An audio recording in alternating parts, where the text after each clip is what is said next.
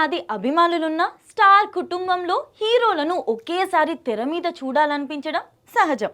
కాకపోతే సరైన కథ, దర్శకుడు దొరకాలి. ముగ్గురు కొడుకులు ఆ కోవలోకే వస్తుంది. ఆ సంగతులు చూద్దాం. అది 1988. సూపర్ స్టార్ కృష్ణ తల్లిగారు నాగరత్నమ్మకి తన సంతానం ముగ్గురు కొడుకులు కాబట్టి ఆ పేరుతో కొడుకు మనవళ్లతో ఒక సినిమా తీయాలని కోరికగా ఉండేది. దానికోసం టైటిల్ రిజిస్టర్ చేయించి పెట్టారు. కానీ కథ సెట్ కాలేదు. మహారథికి చెప్పారు కానీ నెలలు గడిచిపోతున్నా పనవలేదు.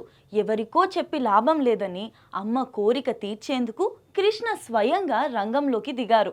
P Chandrasekhar Reddy, B Shetty, PC రెడ్డిలతో స్టోరీ రాయించారు.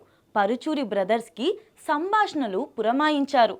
తాను, రమేష్ బాబు, స్కూల్లో చదువుకుంటున్న మహేష్ బాబు, ముగ్గురు తండ్రి కొడుకుల్లా కాకుండా అన్నదమ్ముల్లా కాన్సెప్ట్ రెడీ అయింది. షూటింగ్ దాదాపుగా ఊటీలోనే చేశారు. మహేష్ చదువుకు ఆటంకం కలగకుండా, ఎక్కువ కాల్ షీట్స్ లేకుండా స్వీయ దర్శకత్వంలో తెరకెక్కించిన కృష్ణ మొత్తం తనే చూసుకున్నారు.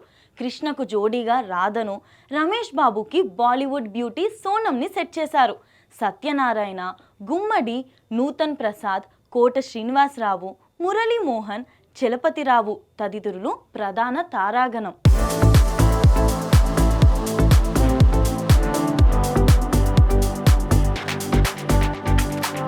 చక్రవర్తి సంగీతం సమకూర్చగా విఎస్ఆర్ స్వామి ఛాయాగ్రహణం అందించారు. పద్మాలయ స్టూడియోలో కొంత భాగం తప్ప మిగిలిందంతా ఊటీలో అనుకున్న టైంలో షూటింగ్ మొత్తం పూర్తి చేశారు. కృష్ణ కుమార్తె బేబీ ప్రియదర్శిని కూడా ఇందులో నటించడం విశేషం. ఈ పాపే ఇప్పటి హీరో సుధీర్ బాబు సతీమణి. ఇది మరీ కొత్త కథేమీ కాదు.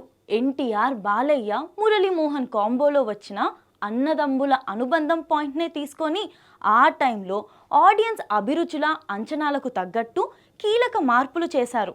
మహేష్ బాబు అంత చిన్న వయసులోనే అల్లూరి సీతారామరాజు గెటప్లో చెప్పిన డైలాగులు ఫ్యాన్స్ని షాక్ చేశాయి.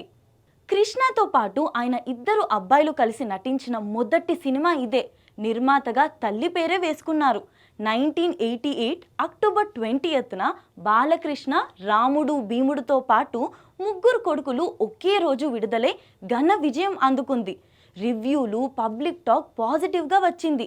తల్లి కోరికను సూపర్ హిట్ అందించడం ద్వారా కృష్ణ నెరవేర్చేశారు. తమ తొలి కలయిక ఈ స్థాయిలో విజయం సాధించడం చూసి రమేష్ బాబు, మహేష్ బాబులతో పాటు ఘట్టమనేని అభిమానులు చాలా సంతోషించారు. కమర్షియల్గా చాలా సెంటర్లో మంచి వసూలు తీసుకొచ్చింది.